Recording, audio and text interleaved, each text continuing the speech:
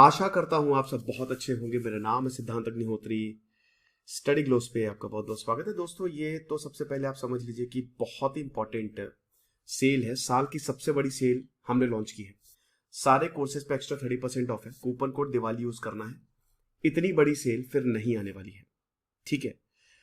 तो समझिए कि ये आपके पास गोल्डन अपॉर्चुनिटी, अगर आपको यूपीएससी की तैयारी करनी है या अगर आप कोई भी कोर्स एनसीईआरटी पढ़ना चाह रहे हैं, तो समझ लीजिए गोल्डन अपॉर्चुनिटी है। और आपको पता है कि हमारा जो कोर्स है सबसे क्वालिटी है, तो इसीलिए देर मत करिए।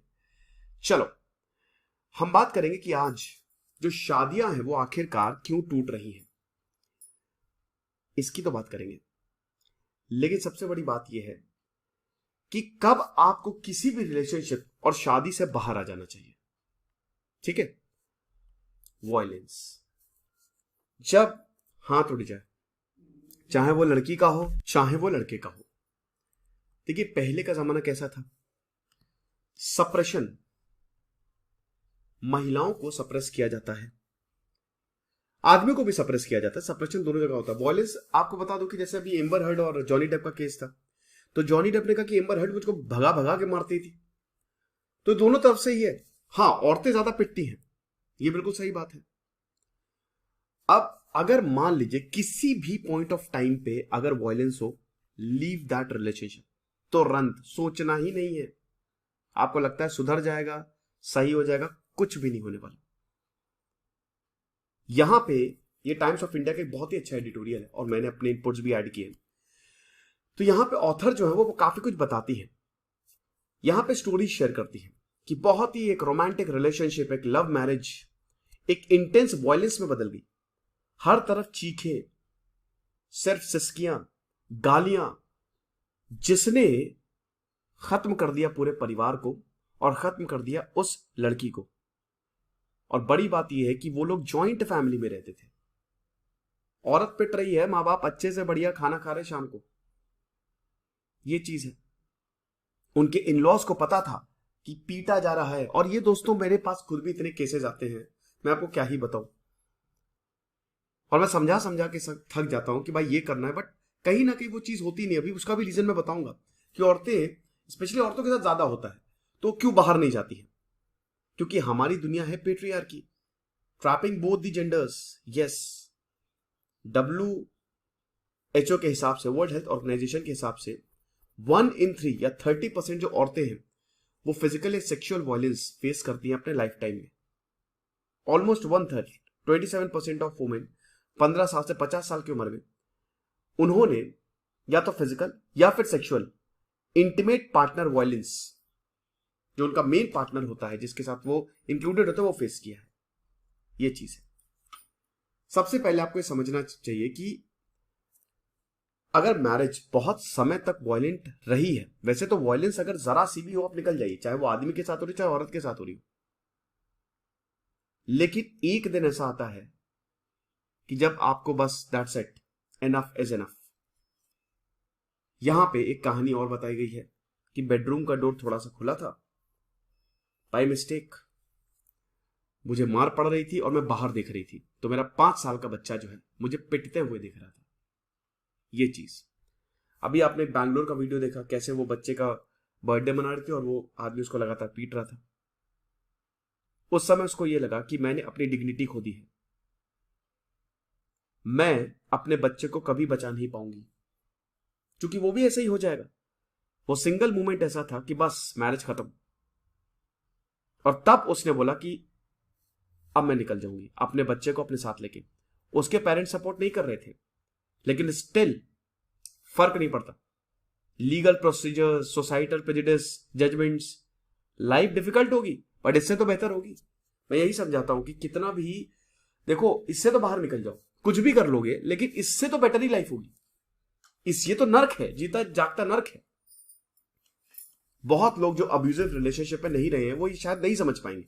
औरत भी अगर ये कर रही है तो छोड़ दीजिए, ठीक है? बिल्कुल छोड़ दीजिए। औरतें भी भैया इमोशनल अब्यूज से लेकर कंट्रोलिंग पावर अगर रिलेशनशिप में है, बिल्कुल नहीं करना है। टॉक्सिसिटी, जहां पे आपको लग रहा है कि ये रिलेशनशिप में बोझ बनती जा रही है और मेरे दिमाग खराब हो रहा है, अपने आप को एनालाइज करो, क्या तुम खुश हो? ये चीज है, जस्ट लीव दैट। हमारे यहाँ क्यों लोग शादी नहीं छोड़ते हैं? वाई? वन सिंगल मोमेंट की हमने बात की कि कभी कभी एक ऐसा मोमेंट आता है कि बस आपको लगना अब नहीं, कुछ नहीं, वो वन सिंगल मोमेंट खोजिए। अच्छा, अब बात यह है कि शादी कोई छोड़ता क्यों नहीं है? Stakes are humongous. कैसे? मान लो कि आपको 5-6 साल शादी में हो गए हैं। अब आपने उस जिंदगी को बनाया है दोनों लोगों ने। आप घर शेयर कर रहे हो, बच्चे शेयर कर रहे हो, finances, friends, partners, families, parents सब शेयर कर रहे हो। क्यों? तो बड़ा मुश्किल हो जाता है। सबको आपकी कंडीशन पता है। अब उस समय अगर किसी भी तरीके की हिंसा होती है तो कैसे छोड़ दें? सब क्या सोचेंगे? फिर उसके बाद औरतों के साथ, औरतें कमाती नहीं है, कई बार औरतें जो है वो कमाना छोड़ देती हैं, तो किसके पास जाएंगी? उनके पास चुप रहने के अलावा कोई फायदा नहीं होता है, तो बड़ा मुश्किल हो जाता है। फ्रेंड्स जो है वो एक का साथ देते हैं, दूसरे को एलिनिएट कर देते हैं।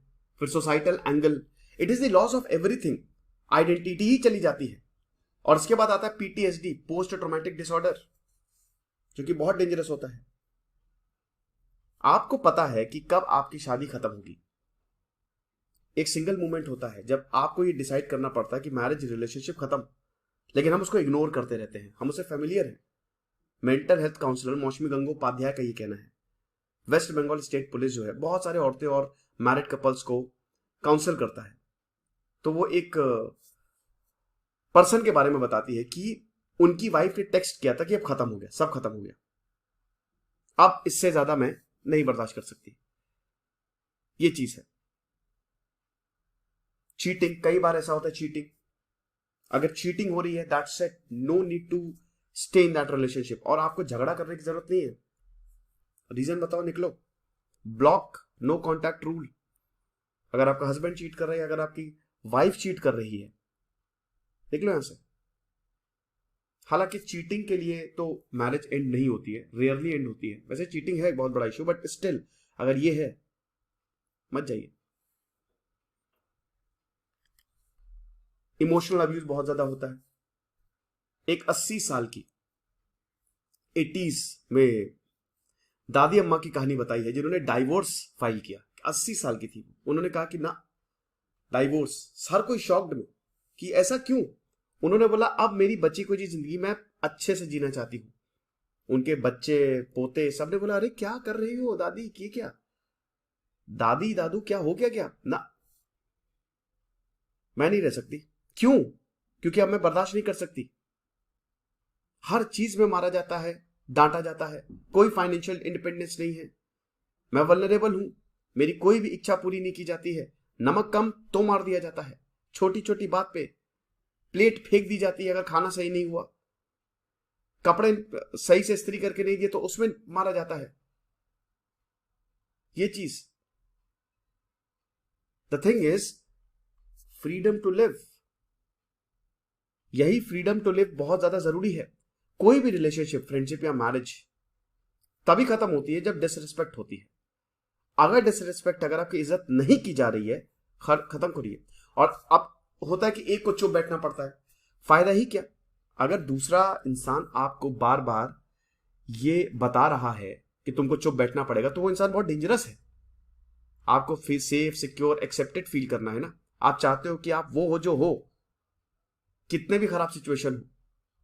अगर नहीं है तो पॉइंट क्या है? निकल जाइए वहां से। ठीक है? तो आई होप चीजें आपको समझ में आई होंगी जो मैंने बताने की कोशिश की है। और ये औरतें और आदमी दोनों के लिए है भैया। तो अगर इनमें से कोई भी पॉइंट्स अगर आप इसमें आते फिट बैठते हो, निकल लो बहुत तेजी में।